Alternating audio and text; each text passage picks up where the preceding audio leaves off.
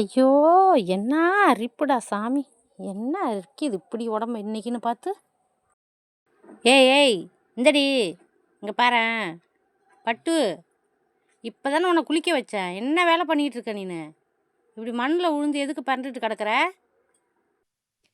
ஏய், என்ன சோப்படி போட்டு குளிக்க வச்ச என்னைய? மேல பொருளா இப்படி அரிக்குது? சே, அரித்து தாங்க முடியல. ஏ அதுவாடி, குளிக்கிற சோப்பு விலை கேட்டால் 10 ரூபா சொல்கிறாங்கடி. அதுக்கு அதுக்கு தான்டி பாத்திரம் கழுவுற சோப்பு விலை கேட்டால் 5 ரூபா தானா. அதான் பாத்திரம் கழுவுற சோப்பே போட்டு குளிக்க வச்சுடி. 5 ரூபா மிச்சம் இல்லை எனக்கு. அடி பாவி சண்டால சிரிக்கு. 5 ரூபாய் மிச்சம் பண்றேன்னு சொல்லி இப்படி பாத்திரம் கழுவுற சோப்பு போட்டு என்ன குளிக்க வச்சிருக்கே. என்ன அரிப்பு தெரியுமா? முடியலடி. சரிடி, ரொம்ப அரிக்குதா? இனிமே நான் உனக்கு பாத்திரம் கழுவுற சோப்பு போட்டு குளிக்க வைக்கல. லிக்விட் இருக்குல்ல, அது ஒரு ட்ராப் போட்டாலே நிறைய நுர வருதுடி. நாளையிலேருந்து அதை போட்டு உனக்கு குளிக்க வைக்கவா? என்னது லிக்யூடா? மறுபடியும் முதல்ல இருந்தா?